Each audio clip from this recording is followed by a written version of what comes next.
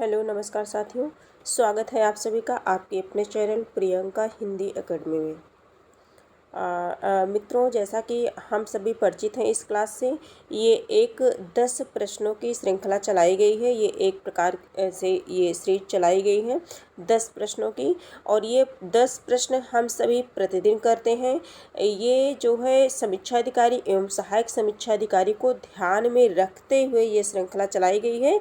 और इसके साथ साथ जितनी भी प्रतियोगी परीक्षाएं हैं सामान्य हिंदी से जिनमें भी प्रश्न बनते हैं उन सभी के लिए बहुत ही महत्वपूर्ण प्रश्न है। यदि आप ये क्लास देखते हैं तो हमारी गारंटी है कि इनमें से जो भी परीक्षा होगी, इनमें जो वाक्य दिए गए हैं उन्हीं वाक्यों को जो है उन्हीं वाक्यों से प्रश्न बन जाएगा आपकी परीक्षा में। ठीक है, क्योंकि ये जितने भी प्रश्न हैं विभिन्न प्रतियोगी परीक्षा में पूछे गए प्रश्न हैं। तो ये खास करके तो समीक्षा अधिकारी के लिए है। RO एग्ज़ाम 2024 परीक्षा की तैयारी में जो भी विद्यार्थी लगे हैं ये उनके लिए है खास करके, लेकिन ये सभी के लिए महत्वपूर्ण है। ठीक है, और हम सभी अपने प्रश्न पर चलते हैं। हम लोगों ने अब तक जो है टोटल 50 प्रश्नों को किया है। कहने का मतलब है 10 प्रश्नों की श्रृंखला, 10 प्रश्न हम डेली करते हैं, और ये 5 प्रैक्टिस सेट इसकी हो चुकी है ना। तो 50 प्रश्न हम लोगों ने कर लिया है, ये प्रैक्टिस सेट 6 है। ठीक है, मूल कंटेंट भी विभिन्न प्रमाणिक पुस्तकों से आप सभी तक पहुंचाने की पूरी कोशिश की गई है। शायद आप उस क्लास को देखे होंगे, और अगर नहीं देखे हैं तो उसे अवश्य देख लें, क्योंकि आपके लिए बहुत हेल्पफुल है वो। और आगे हम सभी देखते हैं। देखिए, जो है अगर हम सभी को शिक्षा ग्रहण करना है, हम सभी को अगर पढ़ना है, कुछ करना है, तो आपकी परिस्थितियाँ कैसे भी हों, आपकी परिस्थितियाँ कैसी भी हों, आपको हर हाल में जो है पढ़ाई करनी पड़ेगी। ठीक है, क्योंकि शिक्षा ग्रहण करने के लिए निरंतर और हर पल प्रयास करते रहना चाहिए। यदि हम आज 4 दिन, 5 दिन या 1 हफ्ते या 1 महीने डट करके पढ़े, पूरी मेहनत के साथ हम पढ़े, दिन रात एक कर दिए, लेकिन उसके बाद अगर हम 10 दिन 15 दिन नहीं पढ़ते हैं तो हम जो 1 महीने पढ़े हैं, इतनी मेहनत किए हैं, वो भी हमारा व्यर्थ में चला जाता है।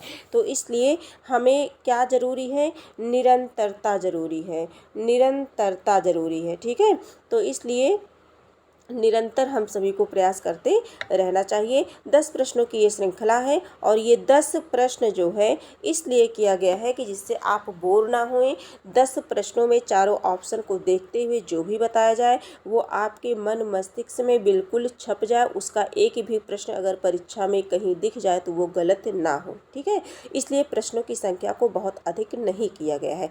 बहुत अधिक कर देने से हमारे जो मित्र हैं, प्रतियोगी हैं, वो घबरा जाते हैं। और कम प्रश्न रहेगा तो उठते बैठते, कभी भी आते जाते रास्ते में, है ना, आराम करते हुए कभी भी हम पढ़ सकते हैं। और हम सभी अपने प्रश्नों पर चलते हैं। प्रश्न संख्या 51 है, कौन सा वाक्य शुद्ध है? कौन सा वाक्य शुद्ध है? सुरेश को एक पाती लिखना है। सुरेश ने एक पाती लिखनी है ना, तो जान ही रहे हैं, सब अशुद्ध दिख रहा है। सुरेश के लिए एक पत्र लिखनी है, सुरेश के लिए पत्र लिखना है। और इसमें देखेंगे जो 51 नंबर का प्रश्न है, सुरेश के लिए पत्र लिखना है, इसमें शुद्ध वाक्य पूछा गया है ना, तो ये भी गलत है, ये भी गलत है। पाती कोई शब्द नहीं होता, पाती लिखना है ना, ये कोई शब्द नहीं होता। सुरेश के लिए एक पत्र लिखनी है, देखिए यहाँ ये गलत हो गया, है ना। अब सुरेश के लिए पत्र लिखना है, करेक्ट आंसर हमारा डी हो जाएगा। सुरेश के लिए पत्र लिखना है, ये हमारा बिल्कुल शुद्ध वाक्य बनेगा। प्रश्न संख्या 52 देखेंगे। प्रश्न संख्या 52 देखेंगे। 52 नंबर का जो प्रश्न है, इनमें से कौन सा वाक्य अशुद्ध है? इनमें से कौन सा वाक्य अशुद्ध है? हर एक खिलाड़ी मैदान में पहुंच गए, सड़क पर बहुत भीड़ है, अध्ययन के लिए बहुत अच्छी पुस्तकें आवश्यक है, साहित्य और संस्कृति का गहरा संबंध है। ठीक है, इसमें जो अशुद्ध है हमें उस वाक्य का चयन करना है। प्रश्न संख्या 52, तो हर एक खिलाड़ी मैदान में पहुंच गए, ये हमारा गलत हो जाएगा वाक्य। क्या हो जाएगा? गलत हो जाएगा। और क्यों गलत हो जाएगा? क्योंकि हर एक खिलाड़ी, हर एक खिलाड़ी मतलब ये एक वचन की बात की जा रही है। यहाँ जो है एक वचन की बात की जा रही है। जैसा कि कर्ता जो है, जैसा कि वचन दो हैं, एक वचन और बहुवचन। जब एक कर्ता एक वचन में होगा तो क्रिया भी एक वचन में होगी। कर्ता जब बहुवचन का होगा तो क्रिया भी बहुवचन की होगी। इतना हम सभी ध्यान रखेंगे। तो वही प्रश्न है हमारा, हर एक वचन का बोध करा रहा है, इसलिए यहाँ बहुवचन का प्रयोग गलत हो जाएगा। ठीक है, इसलिए हमारा ये सेंटेंस गलत हुआ। आगे हम सभी देखेंगे, बाकी सभी सही हैं। आगे देखेंगे जो है हाँ, प्रश्न संख्या 53 देखेंगे। सुसंगत शब्द का प्रयोग कौन सा वाक्य सर्वाधिक उपयुक्त है? सुसंगत शब्द प्रयोग में कौन सा वाक्य सर्वाधिक उपयुक्त है? सुसंगत शब्द प्रयोग में कौन सा वाक्य? दुष्ट को सजा मिलनी चाहिए, अपराधी को सजा मिलनी चाहिए। अपराधी, ध्यान देंगे शब्दों को। अशिष्ट को सजा मिलनी चाहिए, शत्रु को सजा मिलनी चाहिए। तो 53 नंबर का जो प्रश्न है, अपराधी कोई शब्द नहीं होता, हमारा शब्द होता है अपराधी को सजा मिलनी चाहिए, है ना। तो सजा मिलनी चाहिए, प्रश्न को हम सभी देखेंगे। नहीं, निरपराधी होता तो गलत होता, अपराधी है तो सही है। ये हमारा प्रश्न है, सुसंगत शब्द प्रयोग में कौन सा वाक्य सर्वाधिक उपयुक्त है? चारों में से सबसे अधिक है। दुष्ट को सजा मिलनी चाहिए, है ना, अपराधी को सजा मिलनी चाहिए, अशिष्ट को सजा मिलनी चाहिए, शत्रु को सजा मिलनी चाहिए। तो इन सभी में सबसे उपयुक्त वाक्य हमें करेक्ट आंसर हमारा बी लग रहा है ना, कि अपराधी को सजा मिलनी चाहिए। अगर यहीं पर निरपराधी होता, निरपराधी शब्द होता, तो निरपराधी शब्द हमारा गलत है, निरपराध होगा। क्या होगा? निरपराध होगा। हम सभी जो भी चीज़ें पढ़ते वक्त आएंगी उन्हें हम माइंड में जो है दोहराते हुए चलेंगे। ठीक है, आगे देखेंगे। अशुद्ध वाक्य का चयन कीजिए। गुरु आ रहा है, गुरु आ रहे हैं, गुरु आ रहे हैं, गुरुजी आ रहे हैं। ये यूपी RO मेंस परीक्षा 2013 में बना हुआ प्रश्न है। तो इसमें देखेंगे, शुद्ध वाक्य देखेंगे। गुरु आ रहे हैं, गुरु आ रहे हैं, गुरु तो एक वचन हो गया, आ रहे हैं सम्मान बोधक, सम्मान के लिए लगाया गया है ना। तो जैसे इसमें देखेंगे हम, ये ज़्यादा शुद्ध है, वाक्य अन्य की अपेक्षा ज़्यादा शुद्ध है। गुरु आ रहा है, तो है ना, गुरु हैं हमारे, श्रेष्ठ हैं। अभिवादन में उनके सम्मान में हम इस तरह से नहीं बोल सकते हैं, गुरु आ रहे हैं, गुरु आ रहे हैं, गुरुजी आ रहे हैं। नहीं, तो सबसे सर्वाधिक शुद्ध वाक्य हमारा गुरु आ रहे हैं। करेक्ट आंसर हमारा सी बनेगा। 55 नंबर के प्रश्न को देखेंगे। शब्दानुक्रम में सही वाक्य है, वह गरीब आदमी था वह गरीब आदमी, है ना, वह आदमी गरीब था गरीब वह आदमी। शब्दानुक्रम में सही वाक्य बताना है। 55 नंबर का जो प्रश्न है, इसका जो करेक्ट आंसर हो जाएगा, वह आदमी गरीब था। वह आदमी क्या था? गरीब था। शुद्ध हमारा यही हो गया, वह आदमी गरीब था। वह गरीब आदमी नहीं होता है, आदमी गरीब होता है, आदमी गरीब होता है। ठीक है, और था गरीब वह आदमी, तो ये तो बिल्कुल गलत है, सरासर गलत है, जान ही रहे हैं आप सभी। तो अगला प्रश्न हम देखेंगे, प्रश्न संख्या 56 देखेंगे। कौन सा प्रश्न देखेंगे? 56 देखेंगे। 56 प्रश्न है हमारा, एक मिनट, हाँ, प्रश्न संख्या 56 में है।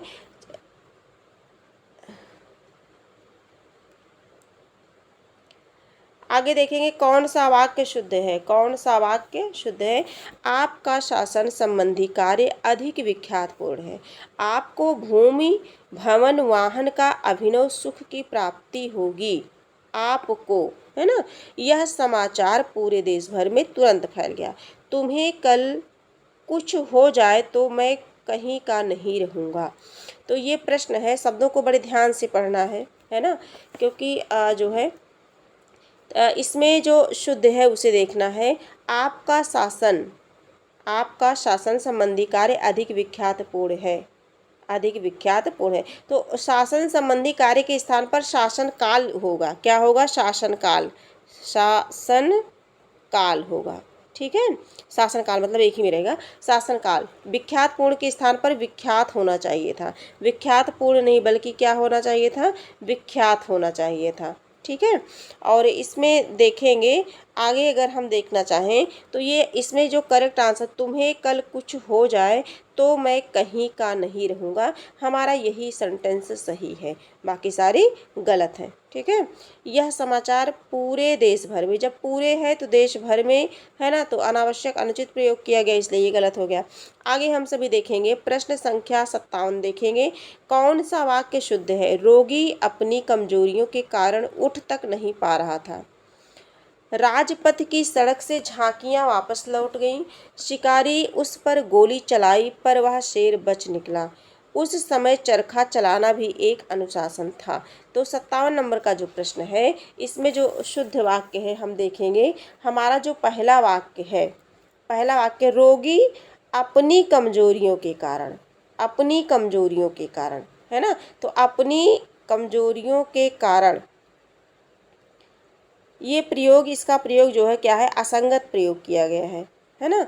इसी प्रकार से अगर हम राजपथ की सड़क से, राजपथ की सड़क से झांकियों के स्थान पर राजपथ से झांकियां होना चाहिए था। राजपथ की सड़क से नहीं, पथ तो रास्ता अपने आप में है ही है ना, राजपथ की सड़क करने की क्या आवश्यकता है। तो राजपथ से झांकियां वापस लौट गई, इसे काट देंगे, राजपथ से झांकियां वापस लौट गई। अगर इस तरह से हम करेंगे तो हमारा वाक्य शुद्ध हो जाएगा। अगर इसका हम करेक्ट आंसर देखना चाहें, शिकारी उस पर गोली चलाई पर वह शेर बच निकला। उस समय चरखा चलाना भी एक अनुशासन था। इसका 57 नंबर का करेक्ट आंसर हमारा डी होगा। क्या होगा? डी होगा। अगर हम सी में देखें तो शिकारी ने गोली चलाई पर शेर बच निकला, पर शेर बच निकला, वह नहीं रहेगा। शिकारी ने गोली चलाई, इस तरह से, शिकारी ने गोली चलाई पर शेर बच निकला, पर शेर बच निकला। अनावश्यक शब्दों का प्रयोग इसमें किया गया, इसलिए हमारा वाक्य अशुद्ध हो गया। आगे हम देखेंगे 58 नंबर के प्रश्नों को देखेंगे। ऊँटों का डैश डैश जा रहा है। वाक्य में रिक्त स्थान की पूर्ति उपयुक्त शुद्ध शब्द से कीजिए। क्या जा रहा है? ऊँटों के लिए क्या प्रयोग किया जाता है? कारवां, जत्था, काफिला, बेड़ा।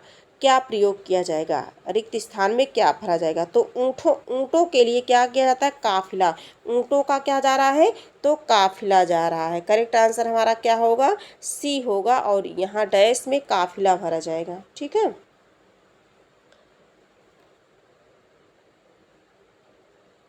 आगे देखेंगे हम सभी प्रश्न संख्या 58 देखेंगे, 59 देखेंगे। प्रश्न संख्या 59 है ना। निम्नलिखित में से कौन सा वाक्य शुद्ध है? यह आपकी अनाधिकार चेष्टा है। बी ऑप्शन है, यह आपकी अनधिकार चेष्टा है। और सी है, यह आपकी चेष्टा अनाधिकार है। डी है, यह चेष्टा आपका अनाधिकार है। तो 59 नंबर का जो प्रश्न है, इसका करेक्ट आंसर हो जाएगा, यह आपकी अनधिकार चेष्टा है। अनाधिकार कोई शब्द नहीं होता, अनधिकार होता है। क्या होता है? अनधिकार। ठीक है, अन उपसर्ग प्लस अधिकार, तो अनधिकार होगा। तो यह आपकी अनधिकार चेष्टा है। बाकी सारे में अनाधिकार अनाधिकार है, तो ये हमारे वाक्य क्या है? अशुद्ध है। प्रश्न संख्या जो है 60 देखेंगे, जो इस क्लास का आखिरी प्रश्न है। प्रश्न संख्या 60 देखेंगे। निम्नलिखित में से कौन सा वाक्य शुद्ध है? उसने अपनी कमाई का अधिकांश भाग गंवा दिया। वह अपनी कमाई का अधिकांश भाग गंवा बैठा।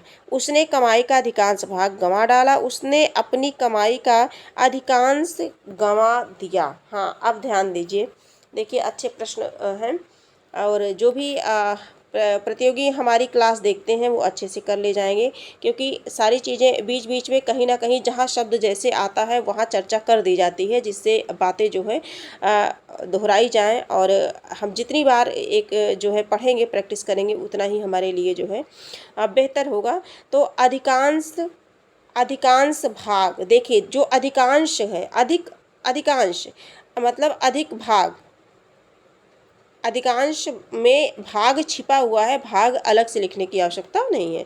अधिकांश भाग यहाँ भी वही शब्द है, अधिकांश भाग यहाँ भी वही शब्द है। तो अधिकांश अगर हम लिखे हैं तो भाग तो इसमें सम्मिलित ही है ना, तो भाग अलग से लिखने की क्या आवश्यकता है ना। तो अगर लिखेंगे तो गलत हो जाएगा। तो उसने अपनी कमाई का अधिकांश गंवा दिया। अधिकांश क्या किया? गंवा दिया।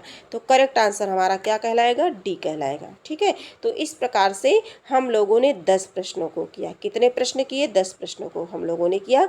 50 से लेकर के 60 तक हम लोगों ने टोटल 10 प्रश्नों को कंप्लीट किया।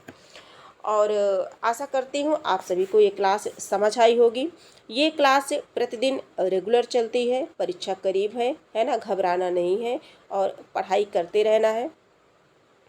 इसके साथ साथ जो है ये अब हम सभी का एक टॉपिक बचा है, विशेषण बचा है। और विशेषण को हम सभी फिर पढ़ेंगे, जैसा कि हम सभी पढ़ते हैं, मूल पुस्तक से पढ़ते हैं, है ना। और कभी कभी कई मूल पुस्तकों को सम्मिलित करके जो भी महत्वपूर्ण कंटेंट है उनको जो है टाइपिंग के माध्यम से भी प्रोवाइड करा दिया जाता है आप सभी को। और नहीं तो हम सभी मूल पुस्तक से डायरेक्ट पढ़ते हैं, है ना। तो पढ़ाई अच्छी होनी चाहिए, जो पढ़ने का जो है कंटेंट है वो इम्पॉर्टेंट होना चाहिए, जो तथ्य है वो हमारे लिए उपयोगी होना चाहिए, ये मायने रखता है। बाकी हम सभी का एक टॉपिक बचा है जो अब इस पे हम सभी का फोकस रहेगा।